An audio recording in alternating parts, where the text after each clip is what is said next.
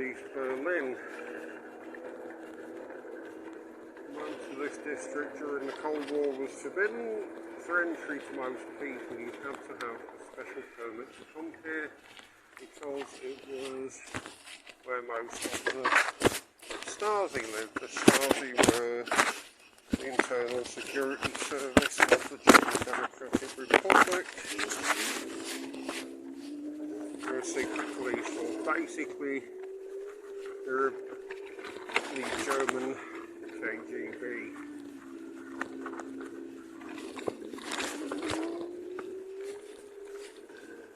The Stasi basically set the standard for mass surveillance, and the government of my country seem to have learnt their lessons from the Stasi. Stasi had files on a quarter of the population, even the ones that were supposedly called communists were kept under surveillance. Nobody was trusted, really. Just across the way there are the Hohenschönhausen housing complex, built for guest workers, because East Germany had a guest worker program as well. Whereas with guest workers in West Germany who came in from Turkey, with the idea being to learn new skills, go back to Turkey and teach those skills to others.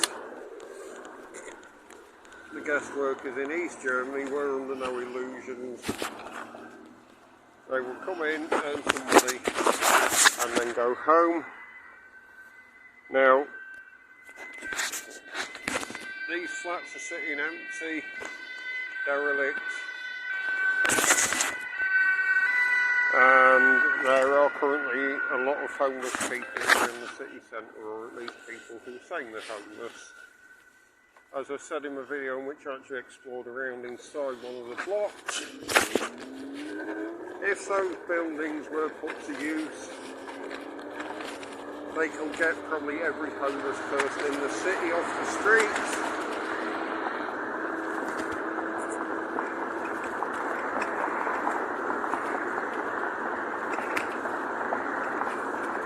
As to why they don't, it frankly escapes me. Homeless people who reside in them. Sadly, a few years ago, an Estonian woman who was believed to be homeless was sleeping in there and froze to death. A Vietnamese man was stabbed to death in what the police assumed was a falling out between gangs of cigarette dealers.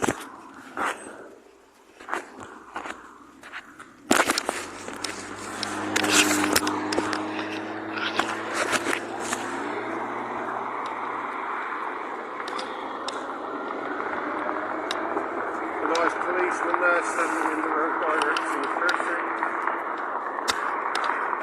So I'll just give him a courtesy wave.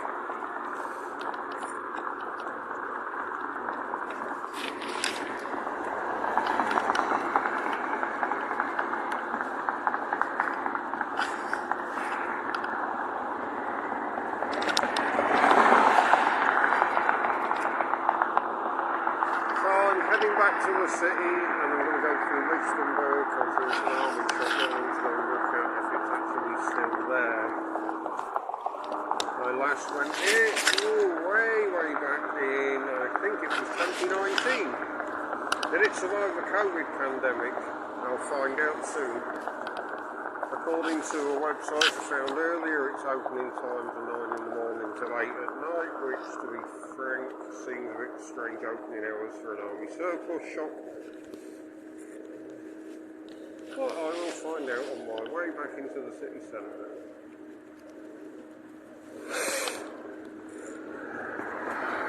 Now there's a big tower block up in front. I don't know what it is. I do know from the architecture that it is probably not East German built. Why not? Because it looks like it was designed with looking good in mind. The East German Plattenbau tower blocks. I think there were about 3 or 4 basic designs. aesthetically pleasing particularly.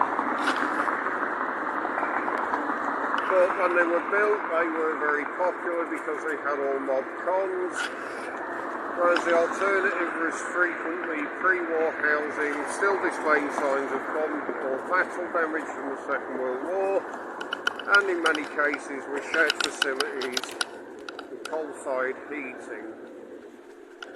Now, if you don't think you'd mind that, imagine coming in from work to a freezing cold house or flat and having to light the fire before you can get warm.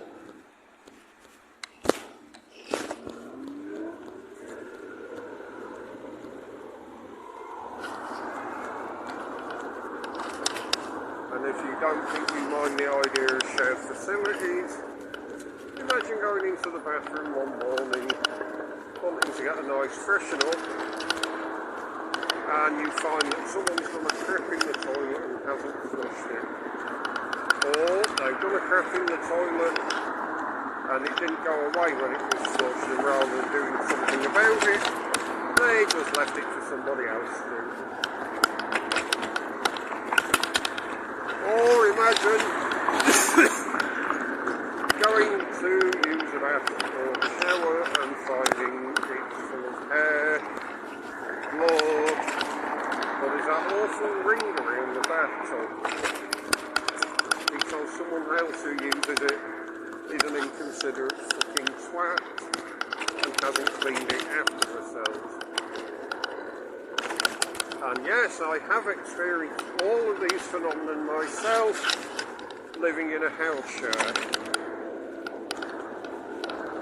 I also found that I could not leave my own toiletries in the shared bathroom because I'd come back and find someone could use them. My father, being the sort of person that he is, suggested that I put a bar of soap with a razor blade inside in there. I settled to put the beach in the shampoo.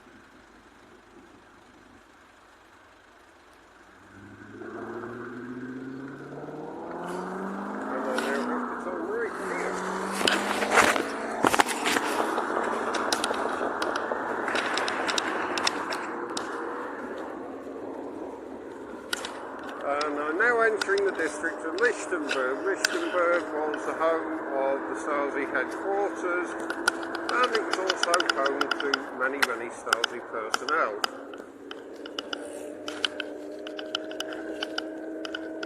If I get a chance, I will go past the former Stasi headquarters.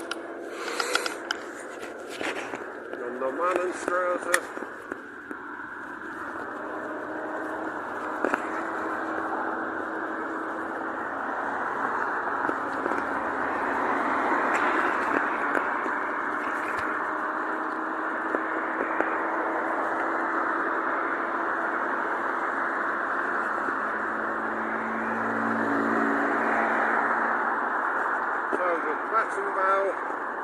Which is literally plate build, were tower blocks of flats made of precast concrete sections.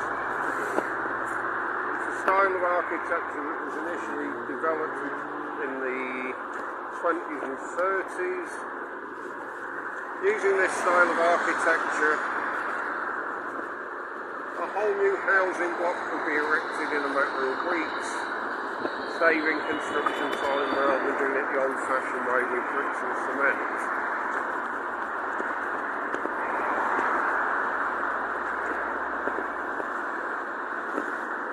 There was, in post-war Germany, a desperate shortage of housing, particularly in the east, which had been invaded by the Red Army, whose method of operation and modus operandi if they encountered resistance from a housing block, which they frequently did because the SS and the Hitler used would frequently hide in basements and open fire and advancing tanks. They simply used artillery cannons and tanks to fucking devastate the block in question and eliminate any resistance.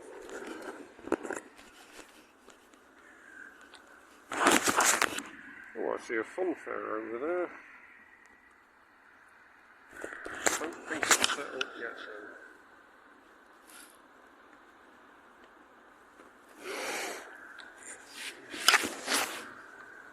So I need to go left, but advising there.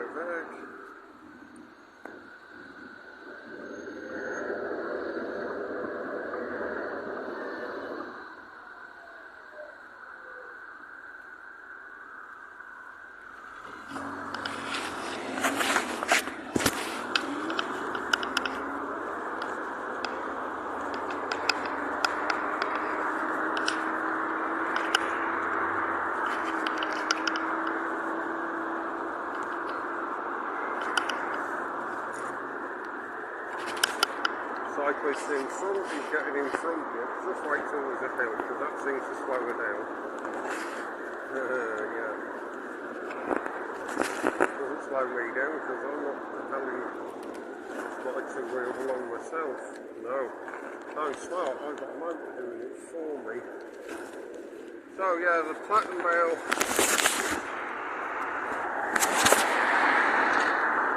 The modern central heating. Usually everyone has their own bedroom. Of course, if you wanted to stay in your old-fashioned apartment and share toilet facilities and bathroom facilities with the neighbours, then people the government to stop you.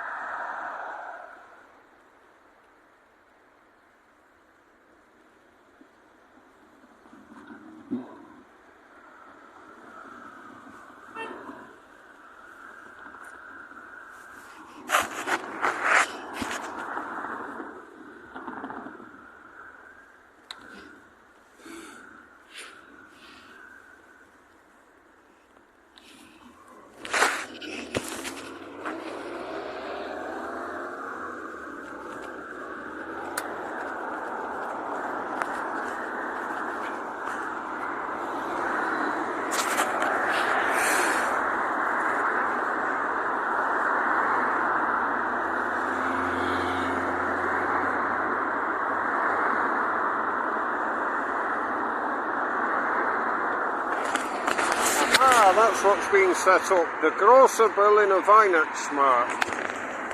Wintersauber Berlin. The big Berlin Christmas market. Winter Magic Berlin.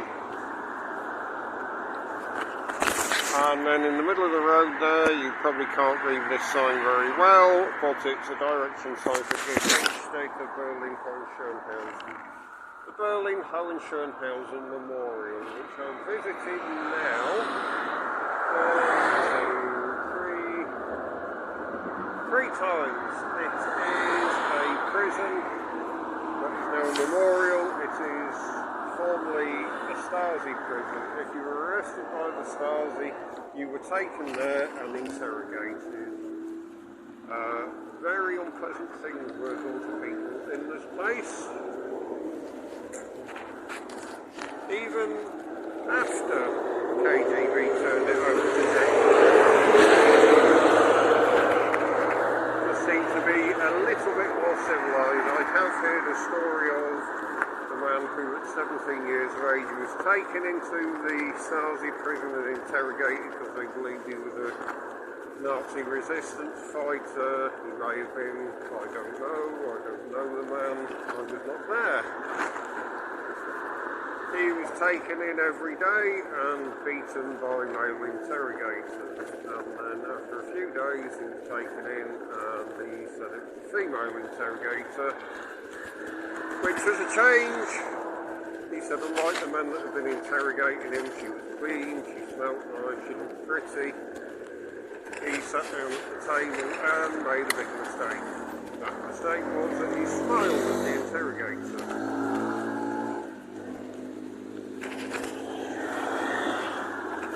Then stood up and hit him over the head. He fell to the floor and was knocked unconscious.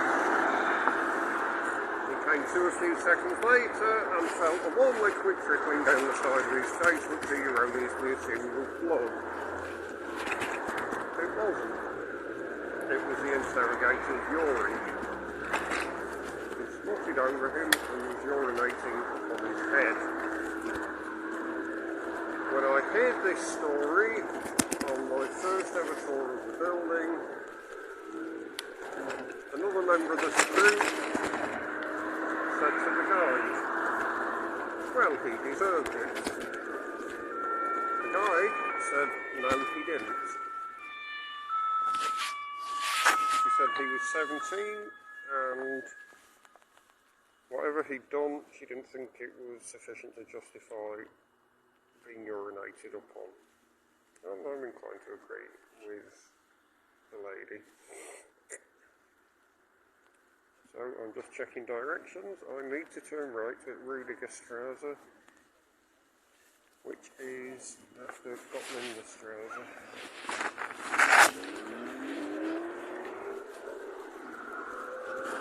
Significant development in this area because in the GDR days this was literally a Stasi estate. You could not come into here without permission.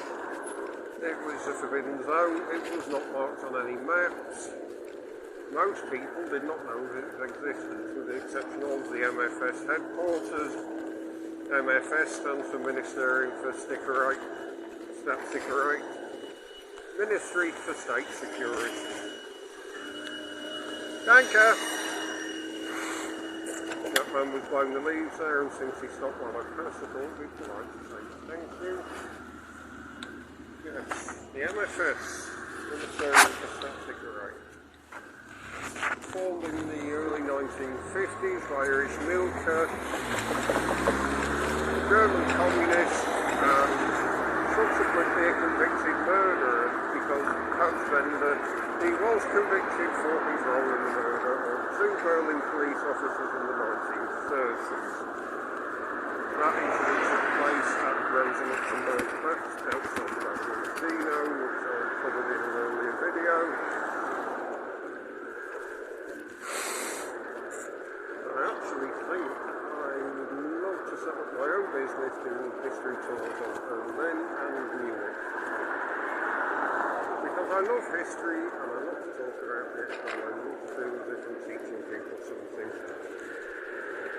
I would have loved to have been a teacher, but the old boys network at my secondary school kept me well clear of university. Yes, anyway, that's an aside, I'm digressing a bit. Ministry of State Security formed in the 1950s. It was basically a German version of the KGB, and it ran much more efficiently, and everything was at least 5 minutes early. Joking aside, it meant it kept files on a quarter of its population. An average of 1 in 3 people was working for the Stasi, either as an employee, an official employee, meaning they wore a uniform or had an ID card, an informer, which meant they were registered as an informer, or an unofficial informer, which was they weren't registered as an informant.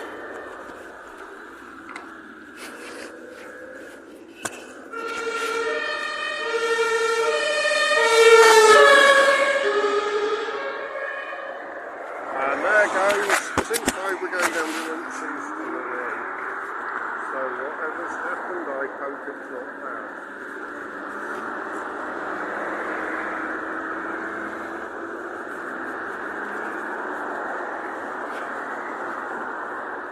Given that it's 2 ambulances in a row, every chance it could be.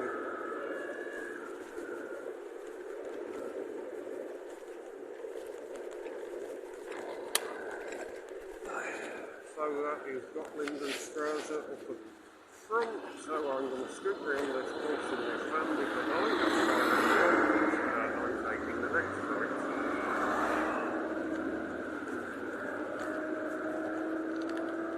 Thankfully this bus is stopping now because otherwise it would be swinging out and possibly going right over me. And I don't want that, and he probably doesn't want it either. I can think of several members of my family that don't want it. So, back to the MfS, the Ministry for State Security. It took its name from the KGB. KGB, at the time of the formation of the Stasi, was also called the Ministry for State Security. Ministerium für Staatssicherheit in German, Ministerstvo Государственной безопасности in Russian. Yes, I can also speak Russian and several other languages. So, the KGB then in, I think it was 1954, then became Committee Государственной безопасности. The Committee for State Security, a name it enjoyed until 1992. The Stasi in 1989 with the events of the Wende, which means the change in German, and is generally held to refer to the events of 1989 onwards when the wall opened and travel restrictions eased, etc., subsequently leading to German reunification. The Stasi was subsequently, and very shortly, because it didn't exist for long afterwards, renamed the Amt für Nationalsicherheit, the Office of National Security. Then in 1990, Germany was reunified. Now, prior to this, with the events in 1989, the Stasi headquarters, which I'm shortly about to ride past, was stormed by demonstrators when they realised that the Stasi officers inside were shredding the files that they had kept so assiduously on their citizens. The Stasi probably realised that the game was up, and if they didn't start destroying these files, they could be in a lot of trouble because they could be chosen as very naughty boys.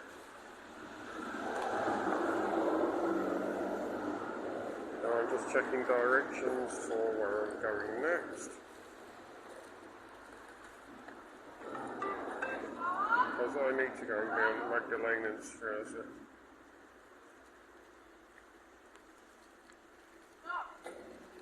So if I take Schottstraße,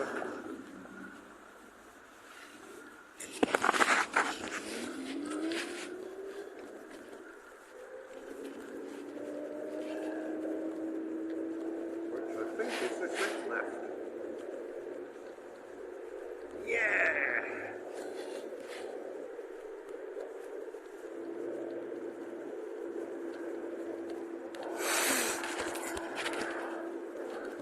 So, about 5% of the Stasi files were totally destroyed.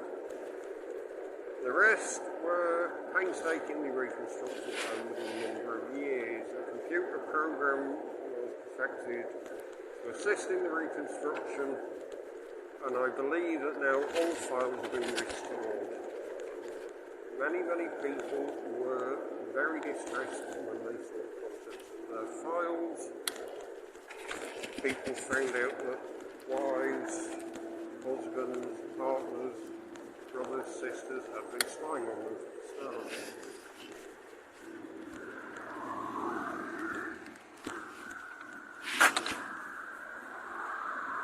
Ulrich Mover, who was a famous German actor, found out that his wife had been spying on him for the Stasi. Vera Wallenberger, a German politician, had been arrested for going to a protest and carrying a sign bearing a slogan from Rosa Luxemburg: "Freedom is how free your opponent is." She reported that while she'd been attending all these protests, she'd been encouraged by her husband Knut, and yes, you guessed it, Knut was the very person who was informing the Stasi of their movement.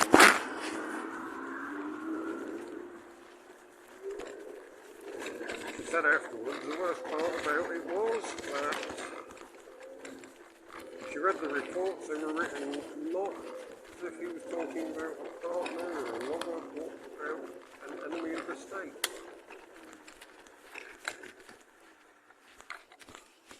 So, it makes one wonder how a person can be persuaded to do such a thing to one's very own partner. Well, it's like this. People are terrified of the Stasi. It's the headquarters of the Stasi, by the way. I'm going to show you the rear. And people could be persuaded using that very fear. So he will bring you in, tell you the allegations.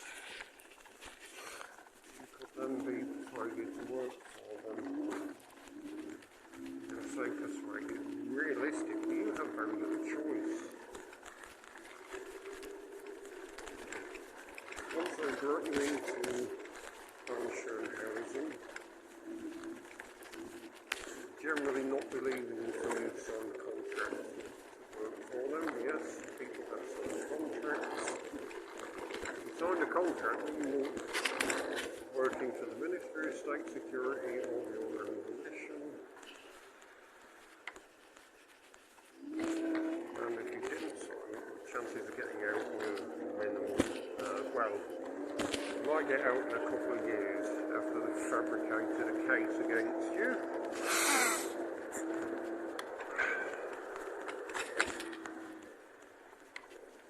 Ironically, the actor then went on to play the officer in a movie called The Lives of Others.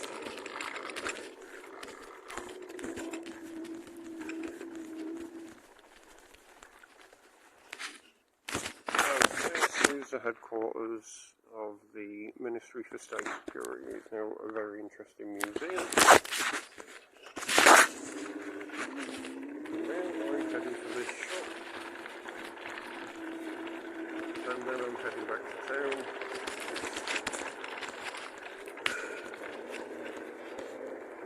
Which I'm going to do because I've got a couple of hours yet before I have to head to the airport and fly back to my country. Well, not my country actually. It's not the one that was born in, it's the one that I now live in.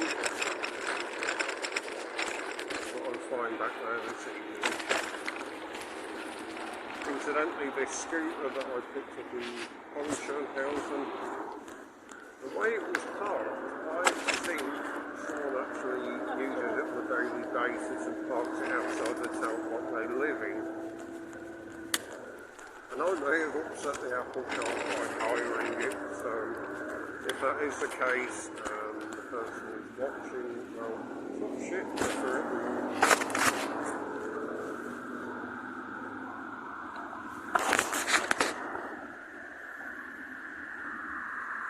This is Frankfurter Allee, and all around you can see more playgrounds.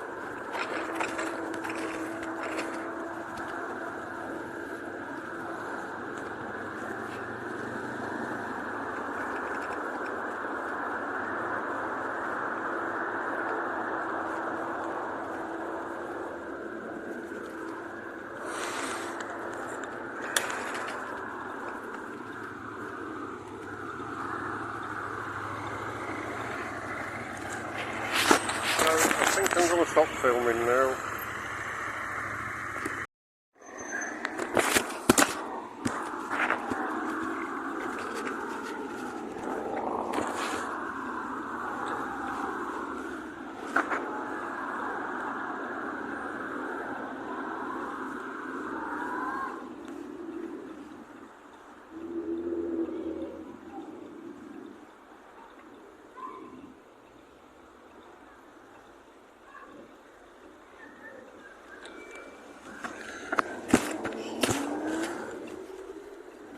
So, unfortunately, yes, the army shop did not make it past, well, I don't know whether it was past the COVID pandemic or what, but it's not there where it used to be. So I'm now heading back into town, and since this is my last day in Berlin, I thought I'd go down the Frankfurter Allee. No, I'm mistaken. The Karl-Marx-Allee. So you can see some of this marvellous architecture, most of which is Russian style. Now on the left, you can see Russian style apartments.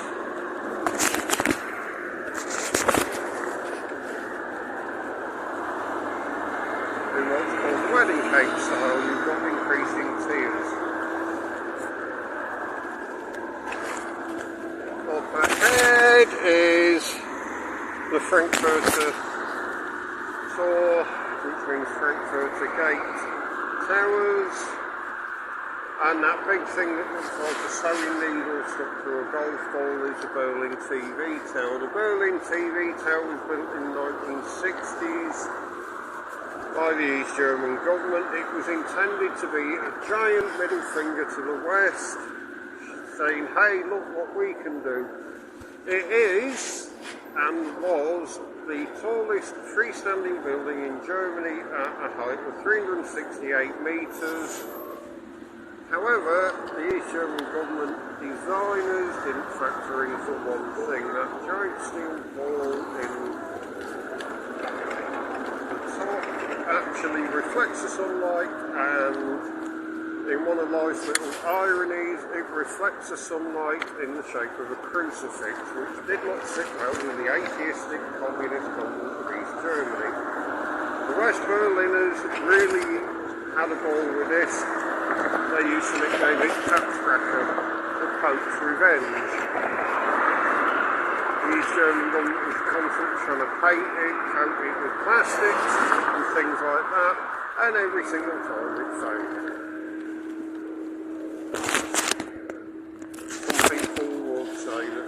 Intervention. I'm not a Christian, so I wouldn't say that. But irrespective, you know, it's one of those. It's like, ha ha, look what happened to you. Childish, what's that?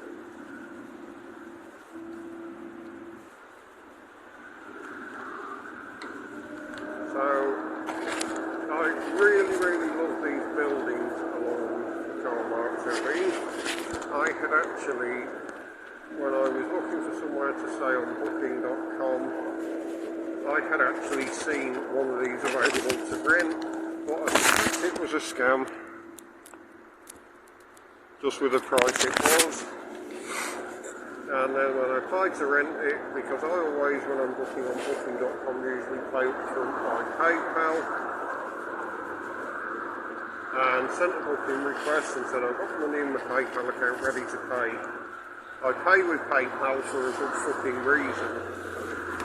If you do get someone trying to rip you off, unless you've been a bloke and sent the money as friends and family, you can get your money back.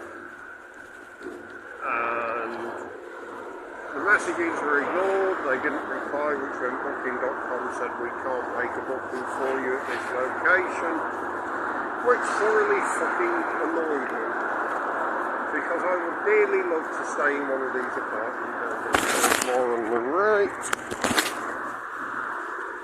And I'm probably not supposed to be riding one-handed to show you these, so I'm going to stop it.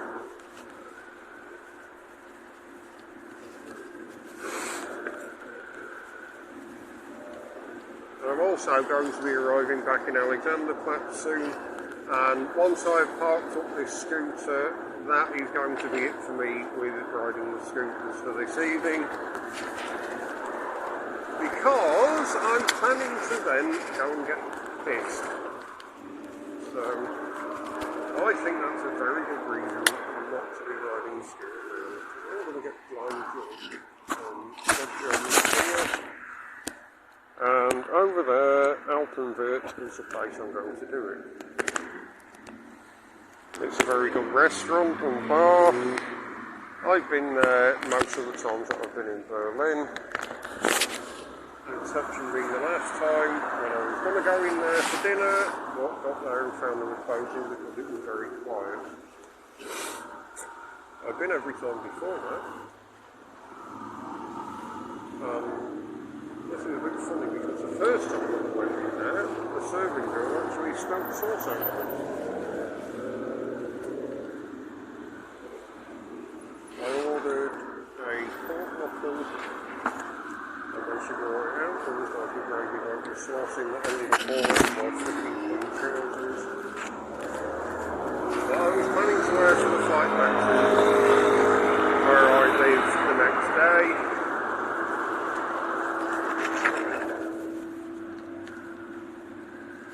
So I was not happy, but they did give me a dessert free and free drinks because of it.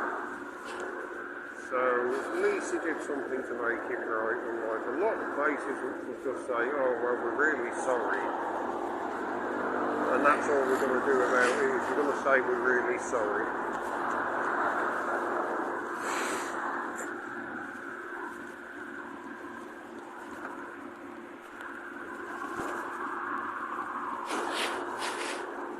So the buildings along the Karl-Marx-Allee were built at the end of the war, well in the 50s, which was at the end of the war, I know, but not right at the end of the war. Karl-Marx-Allee was like a showcase street. To get an apartment along here, you generally have to be connected, a party member, high-ranking policeman or policewoman. Because the GDR was quite forward-thinking in its equality between the genders. Women have the same pay and the same work rights as men, except when it came to postpartum. But a woman had, I think it was 6 months maternity leave. Then I think she had 6 months before the birth as well. I can't remember, but did get a very generous maternity leave payments. And then free childcare to return to work and subsidised products.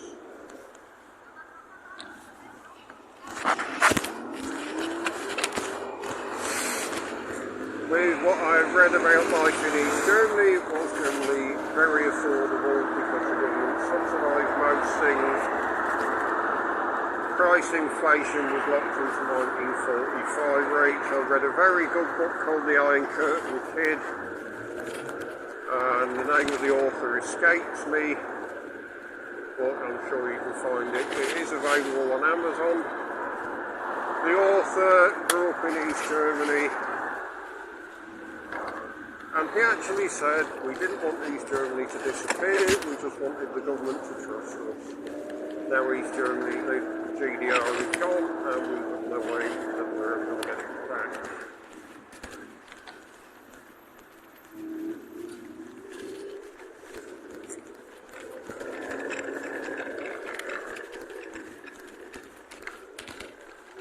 I've also got a quote from someone who has said capitalism did in 20 years for Germany what communism never could in 70 years. It made communism look good.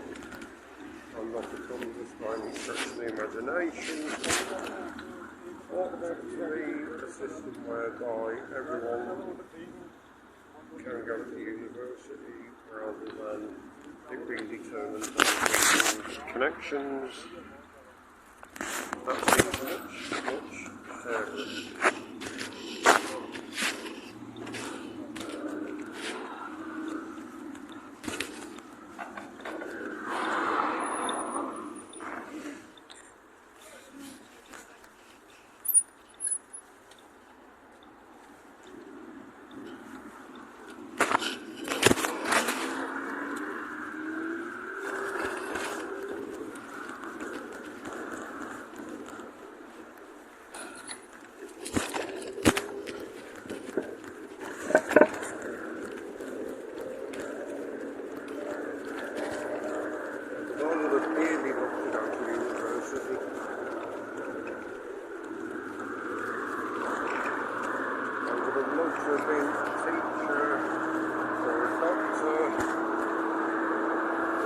Manchester.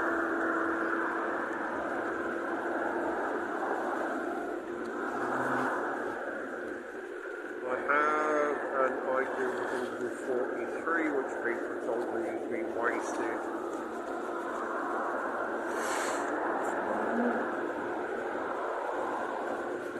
Now I have a disability.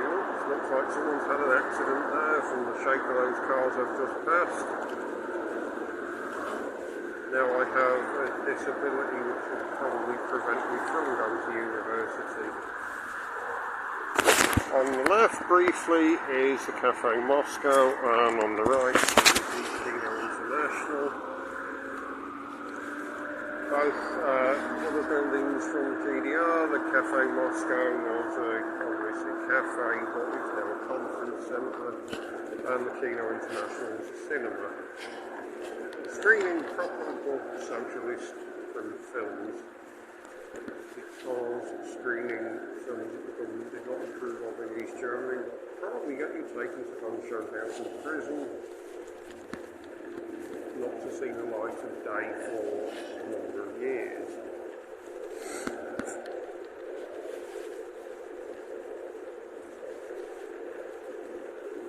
See, I like the idea of some of the things that were done in the GDR. I just don't like the fact that you can get sent to prison for things that should be permissible in any free and democratic society. However, it is a sad fact we seem to be creeping towards that sort of society in Britain. There seems to be an increase in mass surveillance, there seems to be an increase in dress up your neighbour, it's the right thing to do. There seems to be an increase in, we've got freedom of speech but you can't say that.